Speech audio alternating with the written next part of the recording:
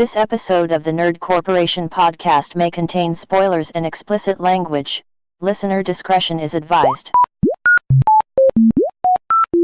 Welcome to the Nerd Corporation.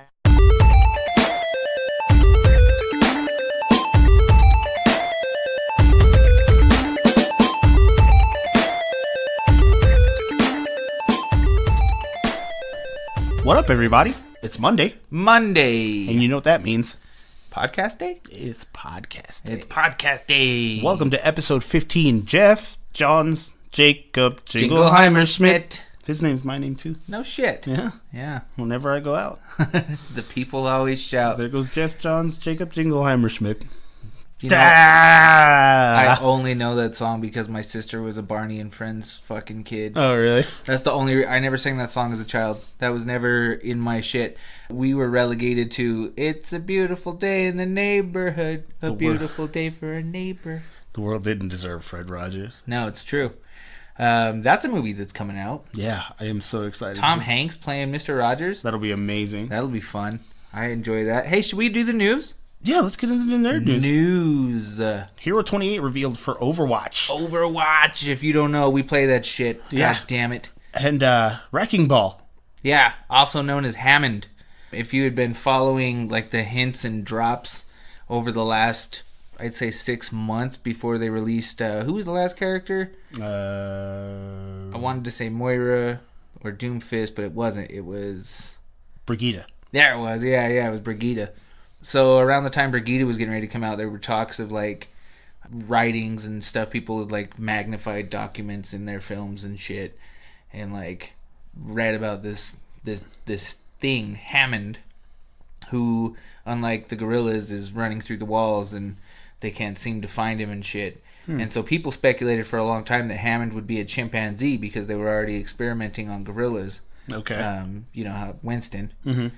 And so people for a long time thought that's what it was going to be. So it makes sense that Hammond would be a hamster. Right. Because Hammond, hamster. But yeah, I'm kind of excited for this. I'm also very nervous because I don't know how it's going to play. I was watching gameplay of it, and it seems like it's going to be pretty cool. Like, it's either going to be really cool or really dumb. Like, there's no in-between. Like, there wouldn't be like I could probably main this character if I wanted to. But I think people will find a way to make it work. Yeah. Because they did with Doomfist, and Doomfist sucks balls. I fucking hate Doomfist. I cannot fucking stand that character. I cannot play with Doomfist. I can't do it. Not a fucking thing.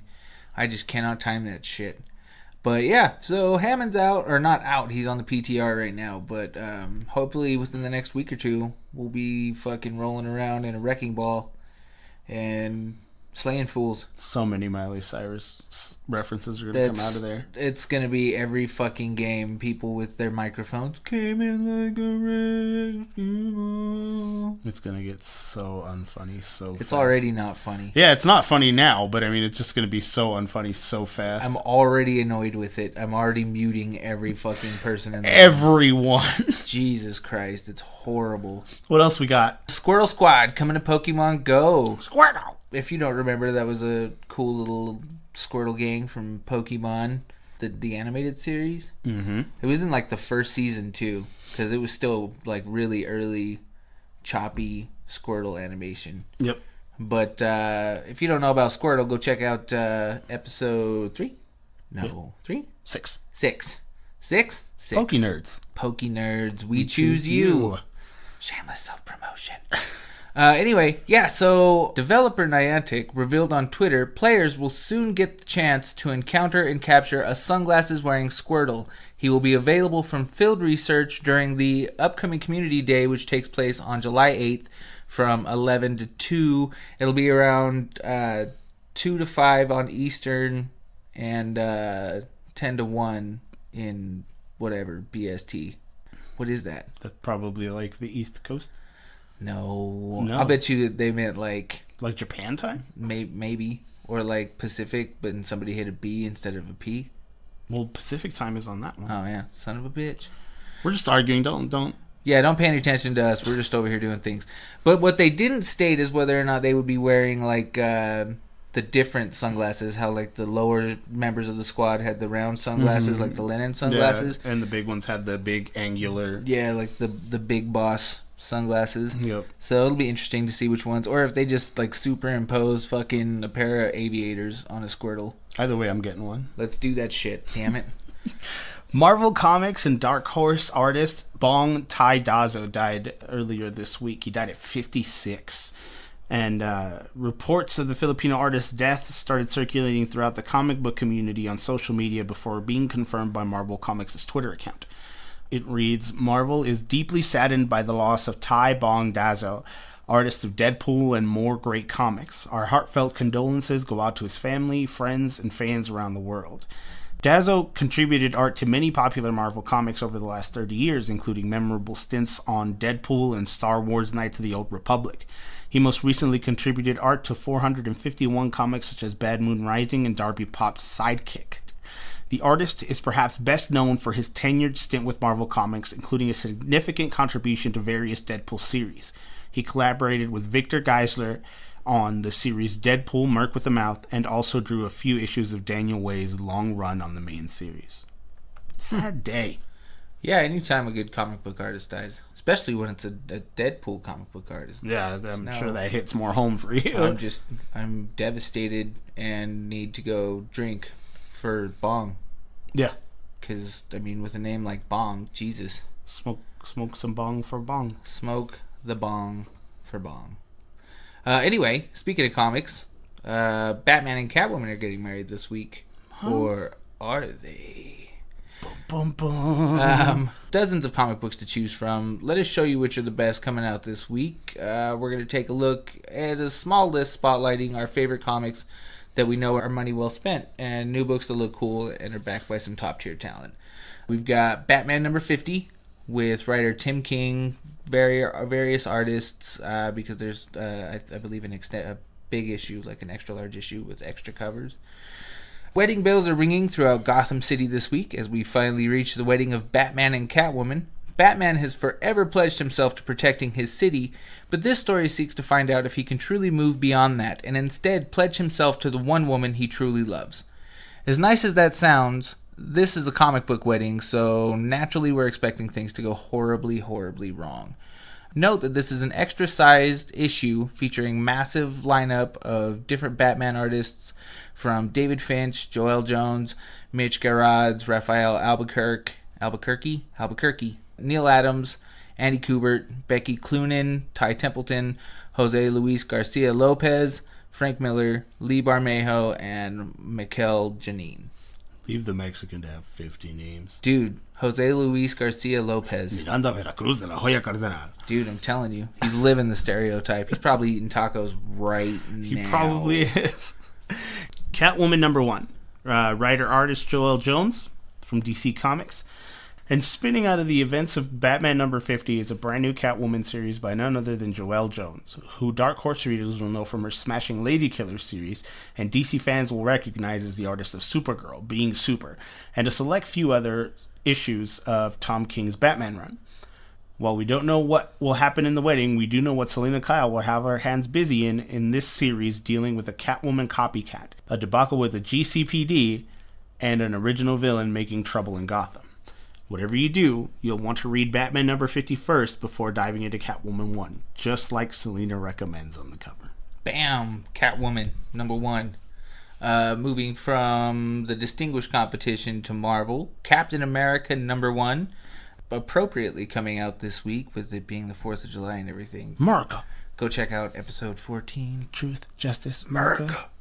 Anyway, Captain America number 1. Writer Ta-Nehisi Coates has been absolutely slaying it on the Black Panther, so we're beyond excited to see what he's going to do with Captain America with Leinil Francis Yu. Not that you need reminding, but America isn't quite what it used to be these days. So in these desperate times, we're looking to Coates' grand sense of vision and profound authorial skills to use Cap to tell a story that needs to be told. We've already read this issue and can say that it is intently focused on America's loss of faith in Stephen Rogers after the Hydra Cap takeover, and most significantly, it shows just how hard it is to be Captain America in today's political climate. I think that's so real. That's going to be a great read. Especially with the way the political climate is now, and not just off of one side, but I mean like just both sides, how they're and just clashing. Think of how like in today's society, Captain America would just be fucking totally torn down the middle. Yeah. You know what I'm saying? Absolutely. Like, and anything he said that would lean in either way would immediately be taken as a jump to the heavy left or heavy right. And then especially with social media, you know what I mean? Like the boom of social media is just the catalyst of all of this political heat. Yeah. It would I think it's going to be a good read. I think we should definitely pick that one up. I agree. And then read it cuz it's going to fucking be appropriate. It's going to be awesome. Yeah. So, Geoff Johns, Jacob Jinglehiemer Schmidt. His name is my name, too. His name is my name, too. Geoff Johns, born January 25th, 1973. That's my brother's birthday. Is it really? Yeah, January 25th, not 1973, but that's January 25th. Well, thank you for interrupting me for that. Yeah, I did. Anyway, Geoff Johns is an American comic book writer, television producer, film producer, and screenwriter. He served as the president and chief creative officer of DC Entertainment from 2016 to 2018 after his initial appointment as CCO in 2010.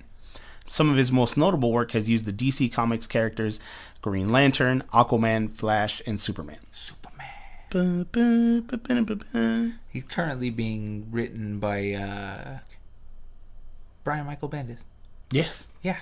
Go check out episode 1. Man Without Fear. Brian Michael Bendis. Man Without Fear. In 2018, he stepped down from his executive role at DC Entertainment to open a production company, Mad Ghost Productions, to focus on writing and producing film, television, and comic book titles based on DC properties.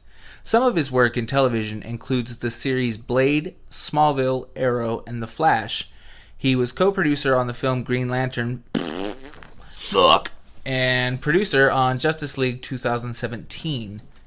Suck. He co-wrote the story for Aquaman 2018 and the screenplay for Wonder Woman 1984-2019. Which we hope don't suck. Fingers crossed. We're supposed to be getting an Aquaman trailer. We're supposed to be getting an Aquaman trailer. We're supposed to be getting an Aquaman. We're supposed to be getting an Aquaman trailer at Comic-Con in like a week or two. Oh, nice. I'm leaving all that in, by the way. Do it. Okay. I'm just letting Go you for it. Leave this in too. That was a brain fart of a moment right there. Geoff Johns was born January 25th, 1973. That's Dr. Nick's brother's birthday, by the way. It's true. He just decided. Did Not the you know? 1973 part, Did though. you know that was his birthday? No, I didn't. So then I informed you. I have a brother, and that is his birthday. I'm going to step on his shoes for his birthday. You should. He was born in Detroit, Michigan, the son of Barbara and Fred Johns.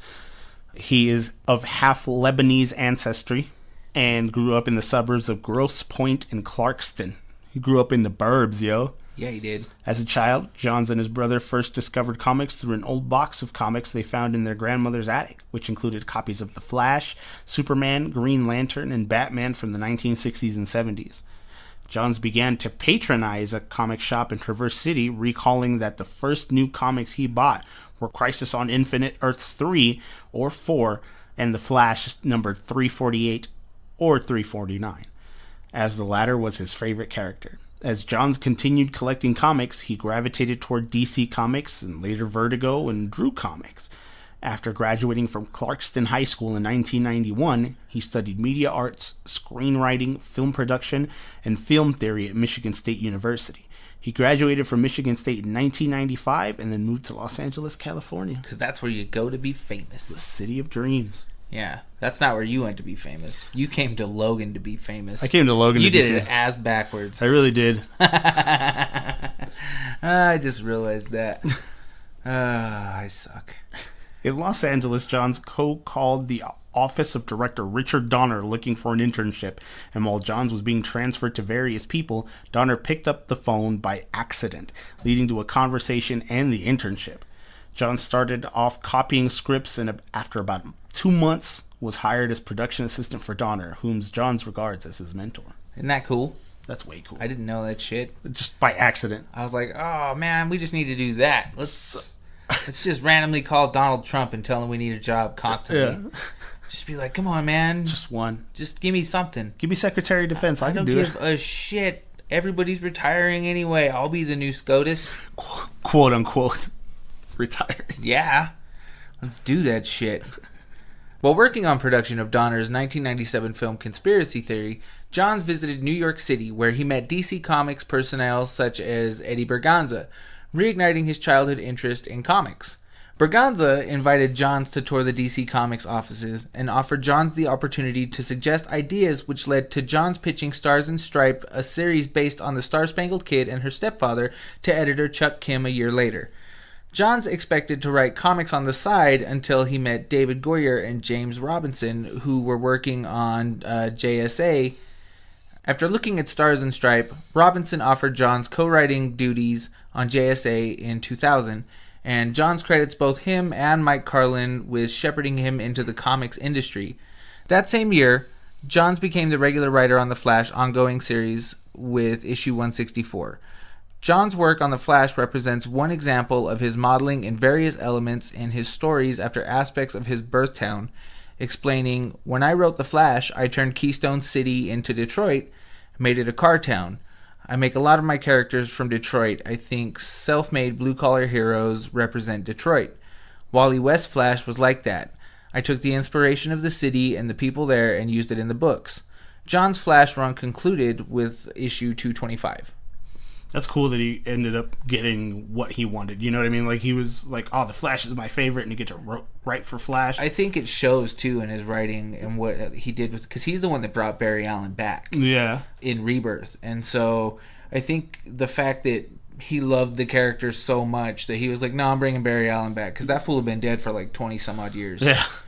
And he's one of the few characters that remained that way. Jean Grey being another one that when that bitch died, she died. Like that she was dead, She was dead. She was disco. But I feel like, you know, Johns loved the character enough that he was like, no, I'm bringing him back. He was trapped in the Speed Force. You didn't know that, but now you do. Now you do. And that led to, what was that? The latest season of The Flash. Mm-hmm. They did a lot of that. Yeah. Yep. He co-wrote a Beast Boy limited series with Ben Robb in 2000 and crafted the Return to Krypton story arc in the Superman titles with Pascal Ferry in 2002. What a fucking Pascal Ferry. Yeah. Wow. I'll bet he got beat up a lot. A lot. After writing The Avengers Volume 3, number 57 to 76, October 2000 to February 2004, and Avengers Icons, The Vision, number 1 through 4, October 2002, January 2003 for Marvel Comics, Johns oversaw the relaunch of Hawkman and Teen Titans. Johns was responsible for the return of Hal Jordan in 2005 as writer of the Green Lantern Rebirth miniseries and subsequent Green Lantern ongoing title. Johns was the writer of the Infinite Crisis crossover limited series, December 2005 to June 2006, a sequel to 1985's Crisis on Infinite Earths. Following this, Johns was one of the 4 writers with Mark Waid, Grant Morrison, and Greg Rucka on 2006 to 2007 Weekly Series 52. Yeah. Cool. Yeah. Lots of stuff to be done by this man. Yeah, I didn't know he did work on Crisis on Infinite Earths. Mm-hmm. But then again, I'm not that big of a DC guy. Yeah, he's like the Brian Michael Bendis of DC. Very nice. Yeah. That's why I actually picked this episode. I was like, well, we did your 2 favorites. Now we're going to do one of mine. Yeah. In 2006, Johns and Kurt Busiek co-wrote the Up, Up, and Away story arc in Superman and Action Comics. He then reunited with Richard Donner on the Last Son storyline in Action Comics, with Donner co-plotting the series with his former assistant. The Justice Society of America series by Johns and artist Dale Eaglesham began in February 2007, and 6 months later, he and Jeff Katz launched the new Booster Gold series. That same year, Johns helmed the critically acclaimed Sinestro Corps War storyline in the Green Lantern titles. He wrote the Final Crisis one-shot, Rage of the Red Lanterns, with artist Shane Davis, and collaborated with Gary Frank on Action Comics. Johns and Frank produced the Brainiac storyline, in which Superman's adopted father, Jonathan Kent, was killed, and retold Superman's origin story in 2009's Superman Secret Origin. Ooh. Yeah, like, look at all this shit he touches. And the Sinestro Corps War being, like, one of my favorite deals, because it also leads into, like, Blackest Night and so on and so forth. Right. Also in 2009, Johns teamed with artist Ethan Van Sciver on the Flash Rebirth miniseries, which centered on the return of Barry Allen as the Flash, and wrote the Blackest Night limited series. Commenting on Johns' creation of such concepts as the Blue Lantern Corps, the Red Lantern Corps, and the Indigo Tribe, DC Comics writer and executive Paul Levitz noted in 2010 that one of Johns' sharpest additions to the DC mythology is the notion that the Green Lanterns are but one color within a rainbow spectrum, and that the other hues have their own champions. Folding in old concepts and inventing new ones, Johns has established limitless story possibilities. He's just got a mind for fucking comics. Yeah, dude, this guy, he embodies the imagination of the comic reader. You know what I mean? That's what I'm getting from all of this, because I don't know Geoff Johns very well, but like I noticed that like he is the everyman's comic writer. Mm-hmm. He's like the fan that sucked it all in and then spit it out as something new. Yeah. Like he just grew up loving it so fucking much. And he was like, oh no, what if we did it this way? And then totally just script the flip and made it fucking something else. That's amazing. Yeah. In the third issue of Final Crisis, Rogue's Revenge, Lieber tells the Rogues that the Flash the Rogues first battled has come back to the land of the living. The Rogues regroup in the basement of the Flash Museum and lament the possibility of Barry Allen having returned to life, saying, he ain't like the kid who took it up after him. He never gave us a break. Captain Cold ended the limited series by reflecting on and preparing for Barry Allen. The Rogues can't outrun him. Once the skies are back to blue, the game is back on. And if the Flash is really back, there's no more rules in the universe to follow. The issue ends with an image of Barry Allen in his Flash uniform running extremely quickly, and the last line of the series is, coming next year, The Flash Rebirth. Holy shit! Yeah. So I think that's a testament in its own right to the creativity that Geoff Johns brought to that. Yeah. He's like, we're not even going to give it to you for a year, but we're going to let you know about it. We're going to let you know that's it's coming. Thing. He's coming. He's running right now. He's running back to fucking newsstands, Barry Allen, this kid. Ethan Van Sciver redesigned Wally West's costume for this series so that Wally and Barry could be visually distinct. Barry once again becomes the primary Flash in the miniseries. Bart Allen, the second Kid Flash and fourth Flash, was resurrected in the 31st century in Final Crisis Legion of Three Worlds by Brainiac 5 to combat Superboy Prime and the Legion of Supervillains. Geoff Johns confirmed that Bart would return to the past and would play a large role in the Flash Rebirth. Two forensic scientists in Central City are killed by a mysterious man wielding a spear with a lightning bolt-shaped tip. Ooh. He rearranges containers of chemicals and shelves, and using the spear as a lightning rod, recreates the accident that gave Barry Allen, also known as the Flash, his powers, then escapes from arriving police officers. His thoughts indicate that he is responsible for Barry Allen's return. In Central City and Keystone City, Linda Park West announced that a celebration will be held for Barry's return. Members of the Flash family react to his return. At Justice Society headquarters, Jay Garrick recounts how Barry inspired him to return to superheroics at Titan's Tower East. Wally West remembers Barry with fondness and respect. At Titan's Tower West, Bart Allen views his grandfather's return with skepticism, and Iris West Allen waits happily for her husband to come home. However, Iris receives a phone call from Police Captain Fry, who asks for Barry's help. Mm-hmm. That's pretty dope. I'm telling you, dude, the way I feel like we should get this series and just fucking read it for fun. I'm with it. Barry is visiting the Flash Museum, trying to catch up with events that occurred during his absence when he meets Green Lantern, Hal Jordan. Barry's memories from his time in the Speed Force are fading. He feels he was not supposed to come back and that the Speed Force is trying to draw him back in. Barry tells Hal that he will not attend the festivities in his honor and runs off. When Barry was a child, his mother was murdered and his father was arrested for the crime, despite proclaiming his innocence. The evil super speedster Savitar materializes out of the lightning symbol on Barry's chest. As soon as Barry catches Savitar, he receives some feedback from Savitar's energy and the villain crumbles into dust. At the same time, all of the heroes connected to the Speed Force experience a sudden painful discharge of energy.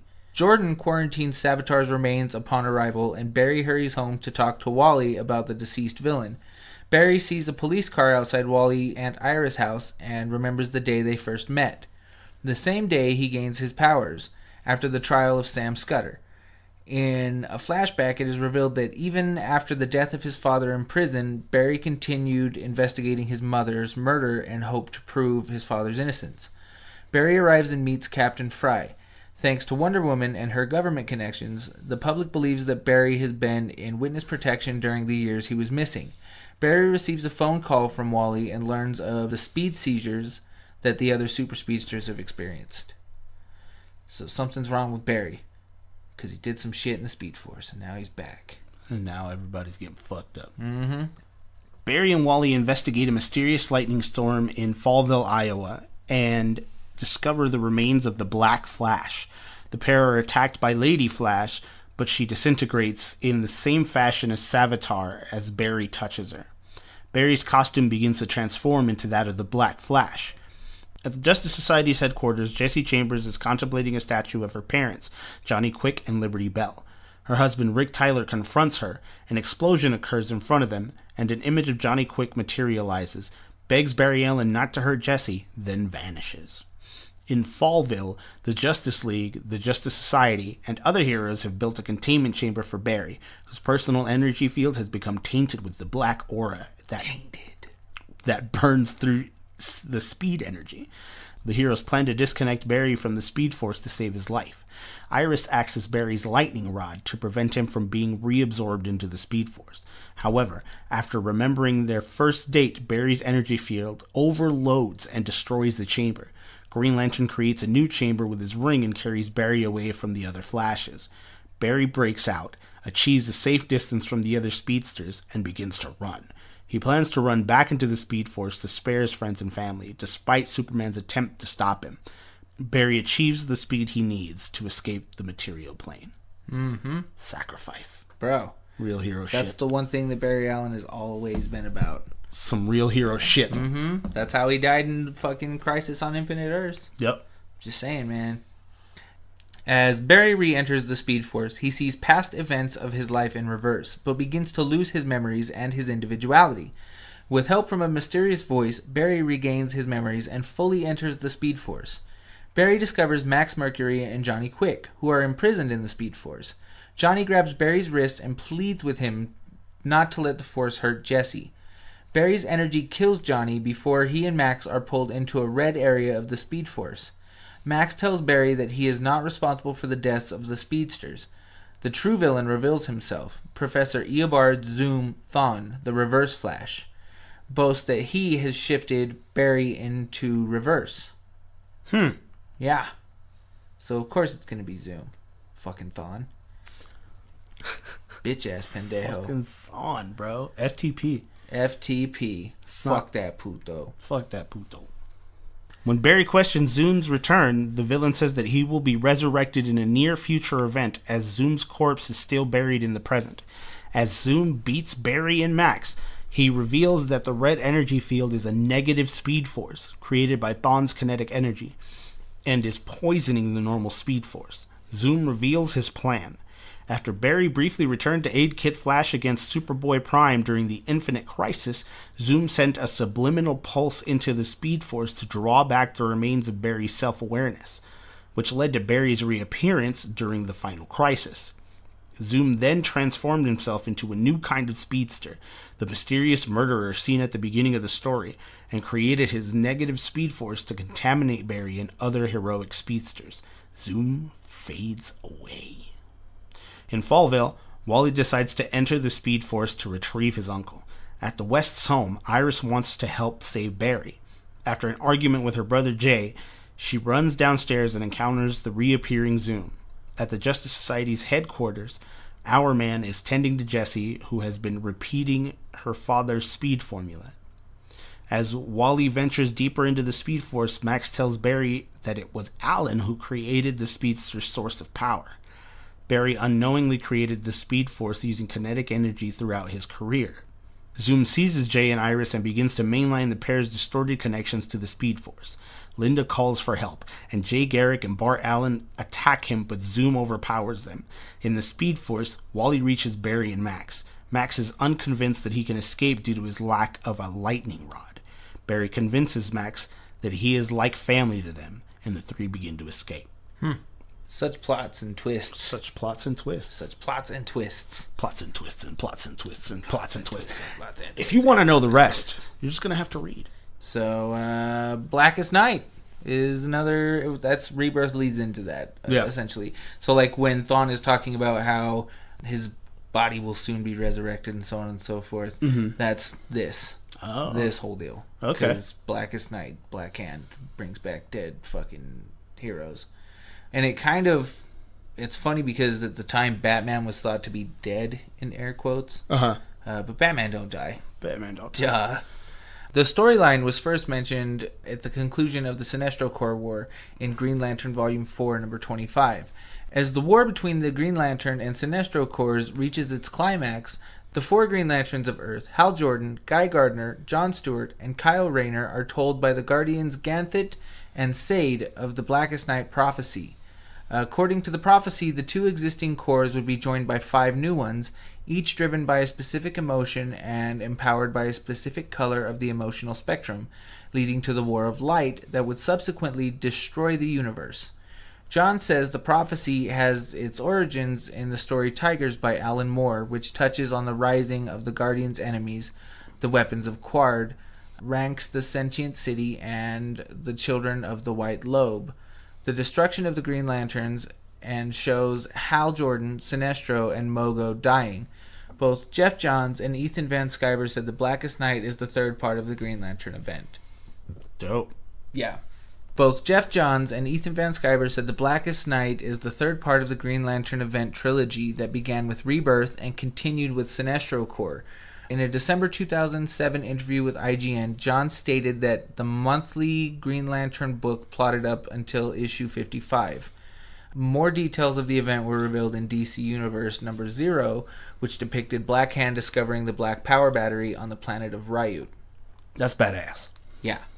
So, the fact that Geoff Johns had this shit plotted out... For, like, ever. Forever, amongst multiple fucking story arcs and all that shit, you can do nothing but respect it. The motherfucker just knows. Blackest Night number 0 was released on May 2nd, 2009, Free Comic Book Day, and portrays a series of events directly leading into Blackest Night number 1.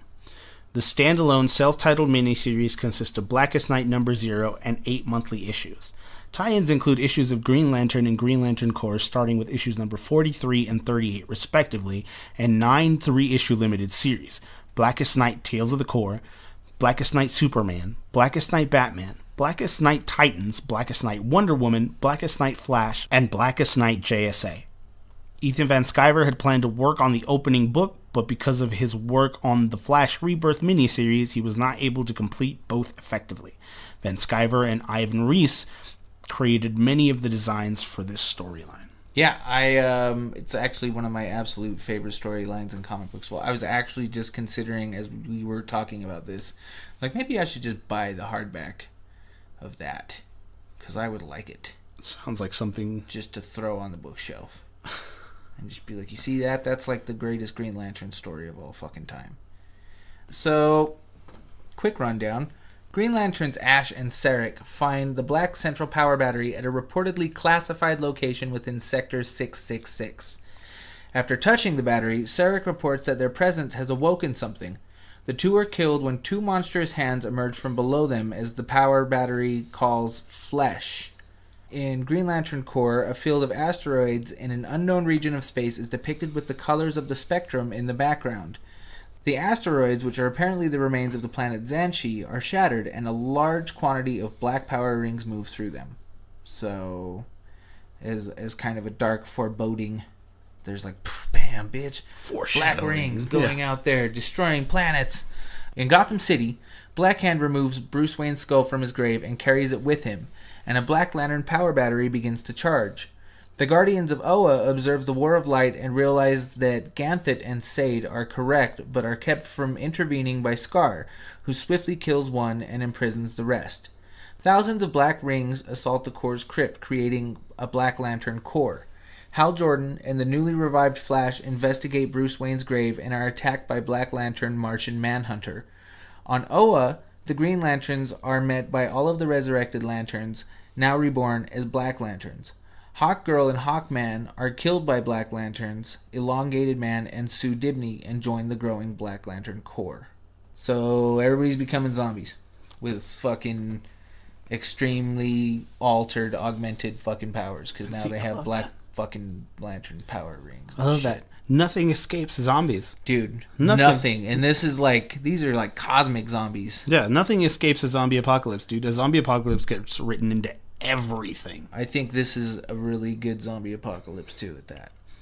The Atom is tricked into visiting Black Lantern Hawkman, and Deadman is the first to realize the dead superheroes are not their true selves when his physical body revives as a Black Lantern while he is still free. Aquaman and his Black Lantern family attack Mera, who flees. A black ring strikes the Spectre, binding the spirit Ashtar and reviving Crispus Allen as a Black Lantern. The Black Rings are unable to revive dead characters who are at peace, such as former Dove Don Hall, even as his partner Hawk and his brother Hank rise. In Gotham, Hal Jordan and Barry Allen are confronted by several Black Lanterns, including Ronald Raymond. Hal, the Atom, and Flash battle the Black Lanterns when the Indigo Tribe appear and use their Indigo power with other rings to obliterate the Black Dibneys.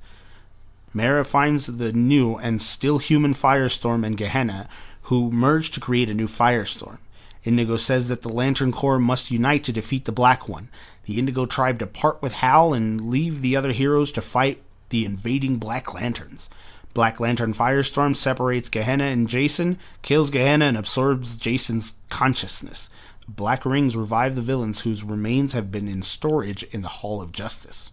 Holy shit. Yeah, dude. Yeah, it's like, okay, so for a quick weird comparison, you know how like Mormons can bless the dead? Yeah. This is that, except they come back to life. That's like, they're just like, oh, you died? You're back to life now. Doesn't matter how long you've been dead. Bitch, you're a fucking Black Lantern. You're a zombie Black Deal Lantern. with it. That's you didn't even cool. want to be, but you are now. I'm going to have to read this. It's definitely going to be fucking, it's going to be some shit. I'm buying Rebrth, Blackest Night. And all of it. And Brightest Day when we get there, yeah. Mera and Flash flee the Black Lanterns and use Atom's powers to escape through a telephone line. Flash leaves and gives all the superheroes in the U.S. the key to defeat the Black Lanterns, merging lights with the Green Ring and the Atom. Mera and the Justice Society of America battle many lanterns together. Jean Loring kills and causes damage to revive as a lantern, which fully empowers the Black Lantern power battery. Barry arrives in Coast City, where Scar has teleported with the Black Central power battery. Black Hand then summons Nekron, who revives the residents of Coast City. Oh, wow. That's crazy, because Coast City was destroyed by Hal Jordan. Yeah. Anyway, the JLA, the Titans, Wally West, and Bart Allen fight the Coast City Black Lanterns. Dove can destroy Black Lanterns with her presence, which is actually, I just be carrying her around everywhere. Right. Just be like, bitch, you're here. Do it. Don't let him do it. Hal and Lantern Corps members Larfleeze, Atrocitus, Sinestro, Carol Ferris, Saint Walker, Indigo One, Ganthet, and Sade return to Earth and attack Scar while she is attacking Wally West. Nekron has Batman's corpse, later revealed to be a clone, briefly reanimated to gain a necessary connection, and sends rings to Superman, Wonder Woman, Superboy, Green Arrow, Kid Flash, Donna Troy, Ice, and Animal Man, previously killed and revived into Black Lantern members by Nekron as Hal and Barry try to outrace their rings. Dope. Yeah. So if you want to find out the rest of that shit, I guess you better pick that shit up and read. Fucking cliffhanger, motherfucker. Right? That's what you get. So now everybody's a fucking Black Lantern, and they're all just trying to destroy shit. Nekron's fucking ruling the world over here. Fucking... Just getting it. Just getting it. Fucking, you're a zombie, you're a zombie, you're a zombie. It's like Everybody's Oprah. a zombie. You're a zombie, and you're a zombie, and everyone's a zombie. Look under your seats. Everybody gets a black power ring.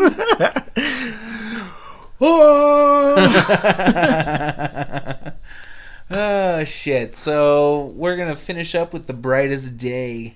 The series, written by Geoff Johns and Peter Tomasi, was published twice a month for 24 issues, 25 including issue number 0.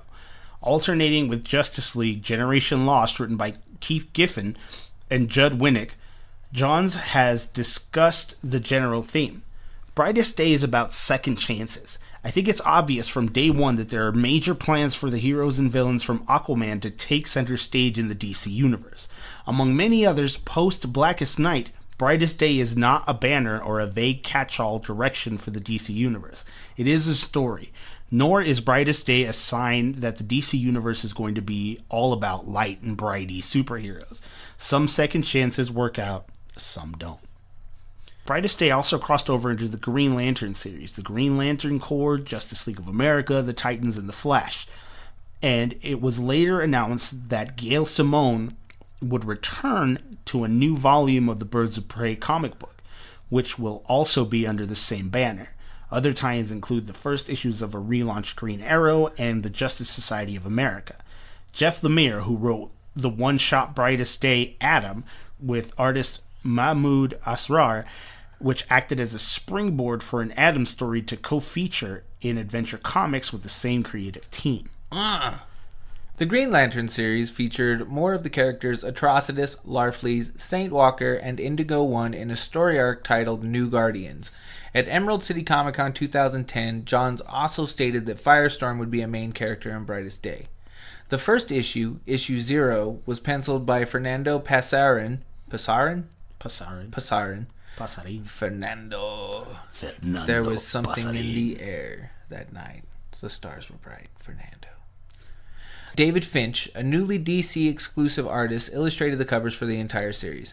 In June 2010, writer Geoff Johns announced that the Brightest Day event would also be used to introduce Jackson Hyde, the new Aqualad created for the Young Justice animated series, into the DC universe similarly. The final issue of the series reintroduced Swamp Thing and John Constantine into the mainstream DC universe after a number of years in DC's mature Vertigo imprint. So badass. That's that. Brightest Day just kind of like allowed for more stories for the entire DC universe. Just fucking opened it up, blossomed like a fucking flower. I'm getting all of it. It's gonna be a thing. Yeah, this has to be. It's been on my fucking list of pickups for a long time, and now I've got to. I've added this to my list of pickups now. Yeah, it's on my list. It's been on my list for a minute, man. So there you have it. Yeah. So go check out anything that Geoff Johns ever did. Touch it all. Just touch it. Because anything he touches is gold. And if you want to touch gold, that's the way. Geoff Johns. Go touch Geoff Johns' stuff. Question of the week. Name your favorite nostalgic and contemporary wrestlers. Yeah, that's a good one. You got to pick like, I don't know. Let's say top 3 of each. Yeah, top 3 of each. Top 3 contemporary, top 3 classic. I'm gonna have fun with that one. Yeah, me too. But also we'll struggle because I always go to like my big 3 from when I was a kid. I'm always like Macho Man, Hulk Hogan, Andre the Giant, bam. Yeah. But then I like sit and think about like actual wrestling skill and personality, and then like Hulk Hogan gets tossed, and the Ultimate Warrior's there for charisma only. Yeah. You know, and then I'm like Macho Man just wins it always. Yeah, Macho Man's a badass. My favorite nostalgic wrestler. As always, you can find us on social media: Facebook, The Nerd Corporation, Twitter and Instagram at Nerdcorp Podcast, or you can email us at nerdcorppodcast@gmail.com. And for those of you looking to continue to soar from Sector 2814 to OWA with us, please join our Patreon. Patreon.com/Nerdcore Podcast. Several tiers of loot to be had, from ringtones and giveaways to shoutouts and bonus episodes. Bonus episodes. We're actually doing the bonus episode this month. Yes, we are. It's going to be fucking scary, is what it's going to be. More details on that to come. Make sure you go subscribe because you really don't want to miss this fucking bonus episode. You don't. We'd like to apologize to Kevin Feige for not being able to get to you this week. Hopefully you can come back another time and talk about the distinguished competition with us. Or tell us how to say your last name too. Yeah, I would accept that, even if it was just like a 5-minute snippet of this is how I say it, Fig. And I would be like, oh, okay. Once again for the Nerd Corporation, I'm Eddie Lyon. And I'm Dr. Nick. What you gonna do about Oh, I know this one. When Macho Madness. Oh, yeah! Jesus Christ! No? God damn it, that's fucking... I'm never gonna get this right with you. We're never gonna get this right at all. It's okay, though, I because just don't understand why you can't just tons of do episodes things that we can work on and this. you interrupted me. That was like the there. third time you I interrupted me today. Jesus.